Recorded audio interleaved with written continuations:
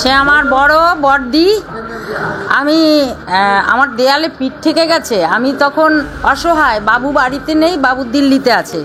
আমি কার কাছে বলবো এই কথা? আমি মনে করেছি সে যোগ্য, সে আমার বড় দিদি। আমি তার কাছে ছুটে গিয়ে বলেছি, শোনো বড়দি, আমার দুই ছেলে সুব্রত শান্তনু, তাহলে কি দুই ভাই সমান পাবে অধিকার? কি দুই ভাইয়ের সমান আছে? সুব্রতর অধিকার আছে, তুমি বলো। বলে কেন থাকবে না? সুব্রত বড়, তার অধিকার কেন থাকবে না? হিসাবে তো সেই সংঘাতিপতি হয়। আমি বলছি না, যেটা আছে সেটাই থাক, কিন্তু অধিকার সমান সমান। সে বলছে বড় বৌমাকে এখনো কেন আসে না? বড় বৌমা আসুক। আমি বলছি আসবে সঠিক সময়। তাহলে অধিকার তো থাকবে তার, কেন তাকে অধিকার থেকে বঞ্চিত করা হলো? আর বলল, শান্তনু বলল কি, তুই যেখান থেকে আসছিস, অস্ট্রেলিয়ার থেকে আসছিস, অস্ট্রেলিয়ায় চলে যা, উড়ে এসে জুড়ে বসেছিস, হ্যাঁ সর খাচ্ছিস, আমি একটা মানুষও তোর ওখানে যেতে দেব না। আর কারা কারা যায় আমি তাদের সাথে বুঝে নেব। একটা বিষয়, মমতা ঠাকুরের সঙ্গে বিগত দিনে দেখেছি সুব্রত ঠাকুর, শান্তনু ঠাকুরের এই যে বলছেন অধিকার, এই অধিকারের লড়াই আমরা দীর্ঘদিন ধরে দেখে এসেছি ঠাকুর বাড়িতে। নতুন করে কি আবারও আরেক দফায় এই অধিকারের লড়াই শুরু? আমি কোনো রাজনীতি করি না, সবাই জানে আমি ঠাকুর বাড়ির ছোটো মা। আমার কাছে সবাই সমান, আমার কাছে ভক্ত এবং সাধারণ মানুষ সবাই সমান, আমাকে সবাই ছোটো মা সম্মান দেয়। তাহলে আমি সবার কাছে যেতে পারি। তা আমি সেই জন্য মনে করেছি যে আমার দিদিভাইয়ের কাছে যাই, আমি একটু জিজ্ঞাসা করি যে সমান অধিকার থাকবে তো দুই ভাইয়ের? শান্তনু দিতে চাচ্ছে না অধিকার, নাট মন্দিরে বসবে, ওই যে নাট মন্দির অধিকার, মতুয়া মহাসংঘের অধিকার, মতুয়া মহাসংঘের সমান অধিকার থাকবে। ও বলেছে সংগঠন আমি করেছি, এখানে সুব্রত ঠাকুরের কোনো অধিকার থাকবে না। সুব্রত ঠাকুর তো মহাসংঘাধিপতি, শান্তনু ঠাকুর সংঘাধিপতি।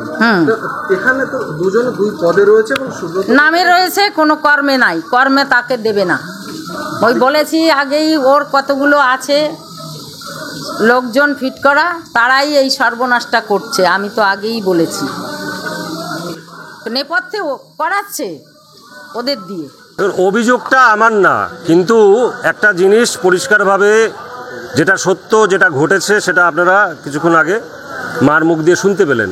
ভক্তরা ছিল ওখানে, এমন না ঘরের ভিতর হয়েছে। ব্যাপারটা হচ্ছে আমাদের এখানে চলছে মতুয়া কার্ড করা এবং ধর্মীয় সার্টিফিকেট। সেখানে শান্তনু ঠাকুরও করছে, সুব্রত ঠাকুর আমিও করছি। আজ মহাসংঘাধিপতি হিসাবে আমি করছি, আচ্ছা সংঘাধিপতি হিসেবে করছি। সেখানটাতে তার প্যান্ডেলও এখানে আছে, সেইখানে করেছে লোহা দিয়ে, টিন দিয়ে। আমি এখানে প্যান্ডেল করেছি। আপনারা জানেন যে বৃষ্টি বাদলে কোথায় মানুষ যে দাঁড়াবে, তাদের তো ফ্যান দরকার, আলো দরকার, বসার চেয়ার দরকার। কিন্তু গতকালকে আমি যখন সকালবেলা শুনলাম নাট মন্দিরে করছে, আমাকে নাট মন্দিরে 3-4 দিন আগে বলেছিল, আমাকে একজন বলেছিল ঠাকুরমশাই নাট মন্দিরে করলে পরে কেমন হয়। আমি বলছি নাট মন্দিরটা হরি মন্দিরের সামনে, একদিন আমরা কোনো কিছু করি আলাদা ব্যাপার, কিন্তু সেখানে যদি পার্মানেন্টলি কোনো কিছু করি তাহলে পরে ভক্তরা এসে কোথায় কোনো অনুষ্ঠান করবে? আমাদের শান্তি সভা হয় প্রত্যেক মাসে একবার, বিভিন্ন রকমের ভক্ত যারা আছে ঠাকুরবাড়িতে, যারা মারা বাবারা আছে, তারা বিভিন্ন ভক্তদের নিয়ে সেখানে অনেক রকমের অনুষ্ঠান করে ধর্মীয়। আমি সেখানে অকুপাই করতে পারি না, কিন্তু গতকালকে যখন শুনলাম, আমি দেখছি ওখানে পার্মানেন্টলি এই যে প্রক্রিয়া চলছে, এটা ওখানে শিফট হয়ে ওখানে করছে। তখন আমি বললাম যে ওখানে যে এই জিনিসটা কার পারমিশনে হলো, কিভাবে হলো, কেউ কোনো কিছু বলছে না। আমি বললাম যে তোমরা এটা করো না, তোমরা ওঠো, তোমরা উঠে যদি তোমরা এখানে শুধু স্লিপ দাও আলাদা ব্যাপার, কিন্তু এখানে কোনো পার্মানেন্ট কোনো কিছু করো না। কিন্তু আমি দেখলাম সেখানে পার্মানেন্ট কাজ শুরু হয়ে গেছে। আমি ভাবলাম জিনিসটা মাকে জানানো উচিত, যেরকম একটা চলছে। আমি কোনো কিছু বললে পরে হয়তো বা খারাপ হবে। মা দেখি চলে আসলো। মা আসার পরে তারপরে আপনারা শুনলেন মার মুখ দিয়ে যে ঘটনা। কিন্তু এর মাঝখানে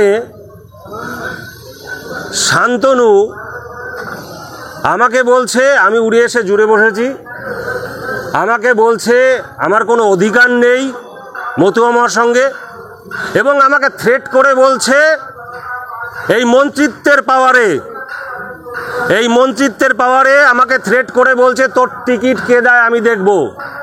আজকে মাকে গালাগালি দিয়েছে, আজকে মাকে থ্রেট করেছে। আজকে আমি এই ভক্তদের কাছে বিচার চাইছি, ভক্তদের কাছে আমি বলছি, সমগ্র মতুয়া সমাজের কাছে, কোনো রাজনীতির মানুষের কাছে না, আমি সমগ্র পশ্চিমবঙ্গ, ভারতবর্ষ, সারা পৃথিবীর সমগ্র মতুয়াদের কাছে আমি বিচার চাইছি যে প্রধান উপদেষ্টা শ্রীমতী ছবিরানী ঠাকুরানী তার উপরে এরকম অসভ্যভাবে এরকম গালিগালাজ এরকম কেন হবে, আজকে অবহেলা কেন হবে, এবং আমি বাড়ির বড় ছেলে মহাসংঘাধিপতি কেন এরকম ভাবে শুধুমাত্র মন্ত্রিত্বের জোর খাটিয়ে আর কয়েকটা একদম দালালকে সঙ্গে নিয়ে ঠাকুর বাড়িকে একদম মানে কুক্ষিগত করে নিজের মতন করে এ থেকে জেড পর্যন্ত করে কেন এরকম থ্রেট কালচার চলবে, এর বিচার চাইছি সমগ্র মতুয়া সমাজের কাছে। দল মত নির্বিশেষে সমগ্র মতুয়া সমাজ আপনারা ঝাঁপিয়ে পড়ুন, আপনারা আসুন এবং এই যে দালালগিরি চলছে ঠাকুর বাড়িতে সেটাকে উৎখাত করে ফেলে দিন, এর আপনারা বিরোধ করুন। আমি সমগ্র মতুয়া সমাজের কাছে এর বিচার চাইছি। অভিযোগ করছে যে আপনি পেলেও তৃণমূলে যাবেন, না পেলেও তৃণমূলে যাবেন। ওর মনে এটা আছে, চোরের মনে বোচকা বোচকা, ওর মনে এটা আছে, ওর মনে এটা আছে। 2024 যদি ও টিকিট না পেত তাহলে ও তৃণমূলে যেত, ওর মনে এটা ছিল। কোনো কিছু হলে পরে ও তৃণমূলের দিকে পা বাড়িয়ে রেখেছে। আমার কি, ও রেখেছে, ও আমাকে বলে ভবিষ্যৎ দোষটাও। আপনি মমতা ঠাকুরের সঙ্গেও কালকে বৈঠক করেছেন এমন দাবি করছেন শান্তনু, এবং তৃণমূলের যে পথে এগিয়ে আছেন। আমি আমার জেঠিমা মমতা বালা ঠাকুরানী যিনি আছে, আর আমার যে বোন আছে বড় জ্যাঠার ছোট মেয়ে, তার সাথে নাট মন্দিরে আমার নিজের মার সাথে ওখানে বসে কথা বলেছি। পরে রাজনীতি আগে পরিবার, পরে রাজনীতি আগে পরিবার, পরিবার তারপরে হচ্ছে মতুয়া, তারপরে রাজনীতি। আমার ঠাকুরদা কংগ্রেস করত, আমার বড় জ্যাঠা একসময় ফরওয়ার্ড ব্লকের সঙ্গে ছিল, আমরা একসময় তৃণমূল করতাম, এখন বিজেপি করি। আমাদের মতুয়া ঠিক আছে। সময় সময় রাজনীতি মানুষ করে, সেটা পরিবর্তনশীল। আজকে মমতা বালা ঠাকুরের সাথে, সে আমার জেঠিমা, তার সাথে কথা বলেছি কি করে মতুয়াদের ভালো হয়, কি করে এই জায়গাটা এরকমভাবে একচ্ছত্রভাবে এরকমভাবে আটকে রেখে চাবি দিয়ে নিজের মতন কুক্ষিগত করে না রাখতে পারে, দালালগিরি না চলতে পারে, তার বিরুদ্ধে কথা বলেছি যাতে সমগ্র মতুয়া সমাজ আসতে পারে। আমি আমার জেঠিমার সাথে বলেছি, আমার বোনের সাথে বলেছি, আমার মার সাথে কথা বলতে বলেছি যে সমগ্র মতুয়া সমাজ আপনারা এগিয়ে আসুন। এই দালালগিরির থেকে, এই যে একচ্ছত্র অধিপতি যা দালালগিরি চলছে এই ঠাকুর বাড়ি নিয়ে, এই মতুয়া মহাসংঘ নিয়ে, সেটার বিরুদ্ধে বলেছি। আপনি যে তৃণমূলে যাচ্ছেন বলে কথা বলা হচ্ছে, তৃণমূলে যাওয়ার কি কোনো সম্ভাবনা বা এরকম কোনো চিন্তা ভাবনা? একদম নেই, একদম নেই কোন রকম। এগুলো পুরোপুরি প্রোপাগান্ডা। কেউ স্বপ্নেও যদি চিন্তা করে ভুল স্বপ্ন দেখছে। এগুলো হচ্ছে এই দালাল চক্র ঠাকুর বাড়িতে যেটা আছে, এই শান্তনু ঠাকুরের দালাল চক্র, তাদের সৃষ্টি করা এবং শান্তনুর সৃষ্টি করা। টোটাল মিথ্যে কথা, ওর জন্মই তো মিথ্যে নেই। ওর মা আমার কাছে এসেছিল, সেখানে কান্নাকাটি করছিল যে অপমান তার মাকে করেছে, যে সন্তানকে সে জন্ম দিয়েছে সেই সন্তান যদি মার পরে মানে অপমান করে, মাকে যদি সেখান থেকে বের করে দেয়, ওর মা আমার কাছে এসেছিল, কান্না করেছিল। দেখো, রাজনীতির কাছে আমি এই বাড়ির বড়, এবং আমার শ্বশুর শাশুড়ি যে দায়িত্ব আমাকে দিয়ে গেছে, এই পরিবারের একজন বড় মা হিসেবে, বড় বৌমা হিসেবে, সেখানে আমার কাছে আমার যা এসেছিল, তখন ও কান্না করে বললো যে সন্তানকে আমি সুব্রত এবং সন্তানকে আমি জন্ম দিয়েছি, এবং বড় ছেলের কোনো অধিকার নেই, নাট মন্দিরে বসে হিন্দু কার্ড দিচ্ছে, মতুয়াদের হিন্দু বানাচ্ছে, তাদের আজকে সেখানে দাঁড়িয়ে আমি বলতে গেলাম যে এখানে যদি ভক্তদের জায়গায় যার যার বাড়ির সামনে এটা করো, সুব্রতও করেছে, শান্তনুও করছে, সেখানে কোনো গোলমাল নেই। আজকে কেন নাট মন্দিরে তুমি এসেছো? নাট মন্দিরে যদি তুমি এসে থাকো, তাহলে সেখানে সুব্রতও জায়গা পাবে, সে বড় ছেলে, তোমাদের দুই ভাই সমান অধিকার। তখন আমাকে যেটা সত্যই তো, তার এই পরিবারে যারাই জন্মগ্রহণ করবে তাদের এই পরিবারের ছেলে হোক মেয়ে হোক তাদের সমান অধিকার তারা পাবে। আমাকে তখন আমার কাছে এসছে, আমি তখন সেখান থেকে আমি বললাম যে আমার কাছে তোমরা কি চাও? তখন বললো বড়দি তুমি আমার সঙ্গে নাট মন্দিরে চলো। আমি নাট মন্দিরে গেছি, সেখানে দাঁড়িয়ে এক সাইডে দূরে শান্তনু ঠাকুর বসেছিল, আর এক সাইডে সুব্রত বসেছিল। আমি বড় সন্তান, আমার কাছে তারা যখন এসছে আমার কর্তব্য তাদের পাশে দাঁড়ানো এবং এই অন্যায়ের বিরুদ্ধে আমার চিরকাল লড়াই, যে তারা সন্তান হিসেবে তার যোগ্য জায়গা পাওয়া উচিত। তার জন্য আমরা তাদের পাশে এবং আমার অল ইন্ডিয়া মতমহ সংঘ তাদের পাশে দাঁড়িয়েছে এবং আপনারা দেখেছেন যে তারা এখন হাজার হাজার লোক তাদের যে সত্য যে ঘটনা সেটা জানার জন্য সেখানে তারা গেছে। বিগত কয়েক বছর ধরে দেখে যাচ্ছে যে আপনি ঠাকুর বাড়িতে অধিকারের লড়াই করে যাচ্ছেন।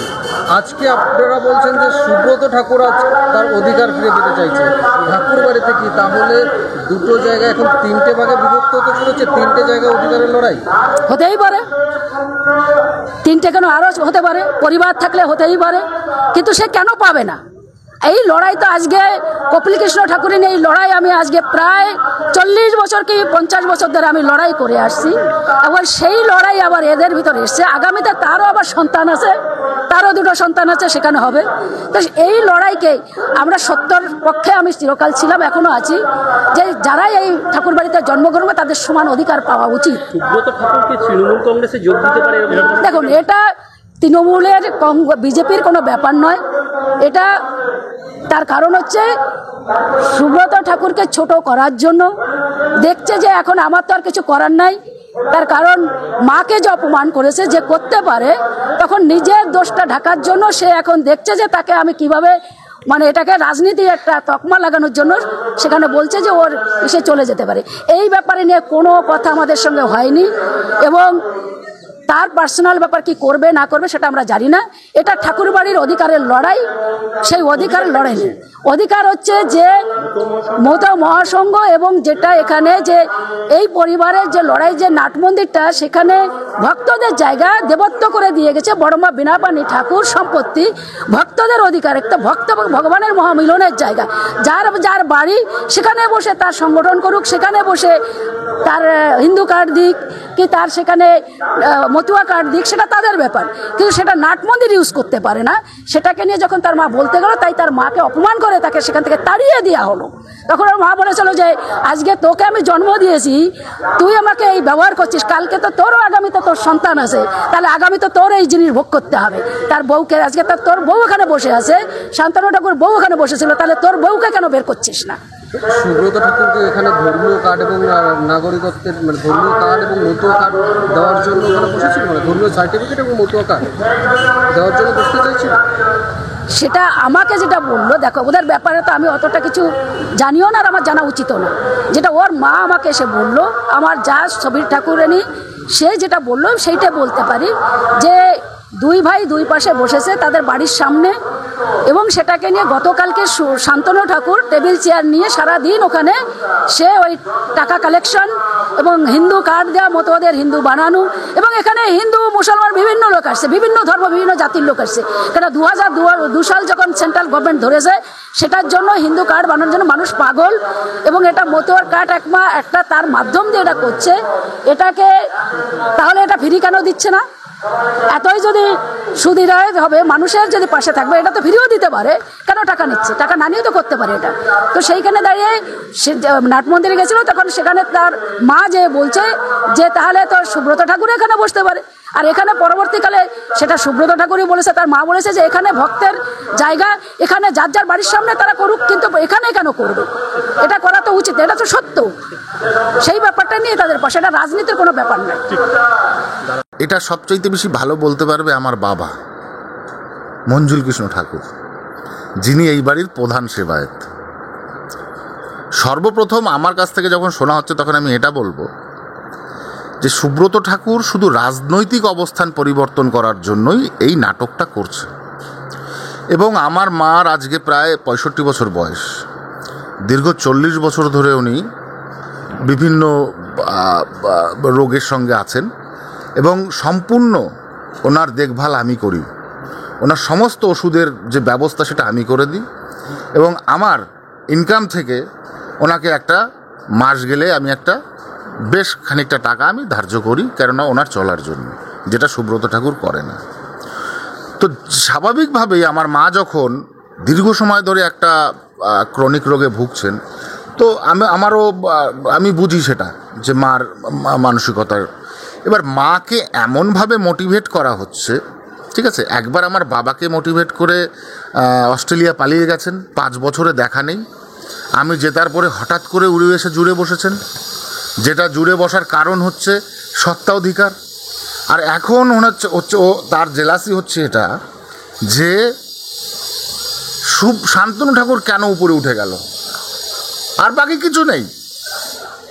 শান্তনু ঠাকুর কেন মন্ত্রী হলো, আমি কেন হতে পারছি না? আমাকে হতে গেলে কি করতে হবে?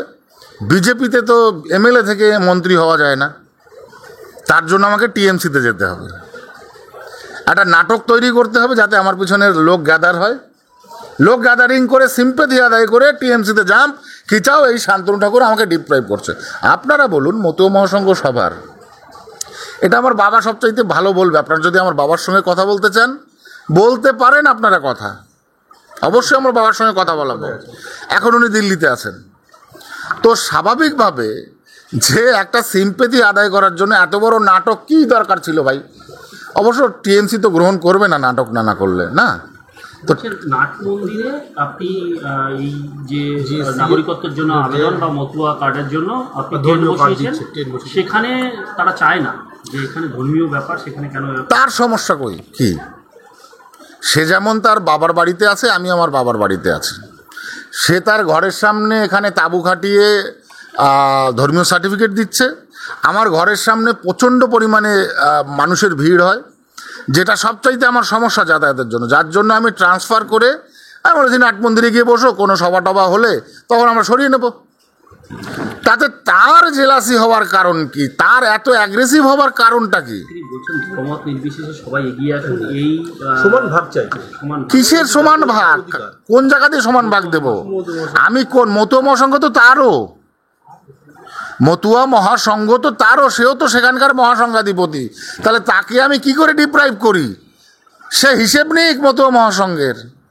সে কোনোদিনও, তাকে কোনো প্রোগ্রামে ডাকলে সে যাবে না, কোনো সভা হলে ডাকলে সে যাবে না, না আমি যাব না।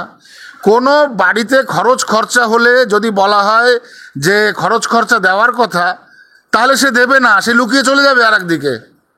তাহলে আমি কি করতে পারি?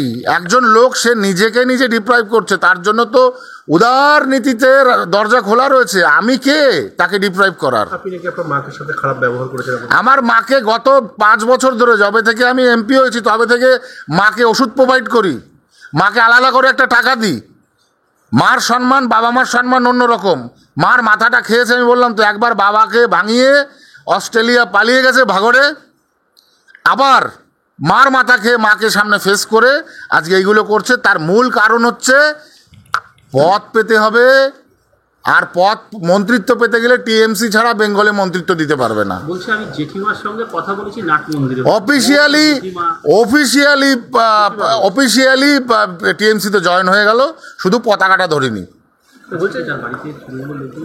স্বাভাবিকভাবে টিএমসির লোক তো আসবেই, পতাকা তো আনঅফিসিয়ালি ধরা হয়ে গেল, মানে জয়েন করা হয়ে গেল, তো আসবেই। সুব্রত ঠাকুরের বাড়িতে একটা বৈঠকও হয়েছে, সেটা নিয়ে আমি ও সমস্ত নিয়ে কিছু বলবো না। সে যে টিএমসিতে গেছে, সেই বৈঠকে কারা ছিল? টিএমসির লোকজন, পুরো সব টিএমসির লোক। এবার টিএমসির লোক নিয়ে যখন বৈঠক করছে, স্বাভাবিকভাবে সে টিএমসিতে যাচ্ছে।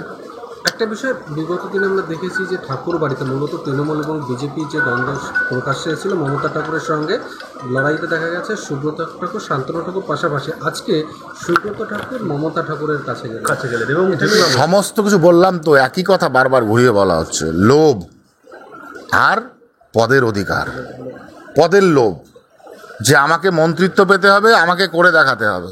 ঠাকুরবাড়ির ডেভেলপমেন্ট সহ্য হচ্ছে না, তাই বাস। মমতা ঠাকুরের হাত ধরেই কি তৃণমূলে যাচ্ছে? আমি বলতে পারবো না। তবে কালকে প্রকাশ্যে বসেছে যখন, স্বাভাবিকভাবেই টিএমসিতে যাচ্ছে, মানে চলে গেছে, শুধু ফ্ল্যাগ ধরার অপেক্ষায় আমরা আছি, দেখবো সেটা আমরা টিভিতে দেখবো। আরো ভালো ভালো খবর দেখতে সাবস্ক্রাইব করুন বাংলা হান্টির ইউটিউব চ্যানেল। বাংলা হান্টের আরও খবর দেখতে নজর রাখুন। বাংলা খবর মানেই বাংলা হান্ট।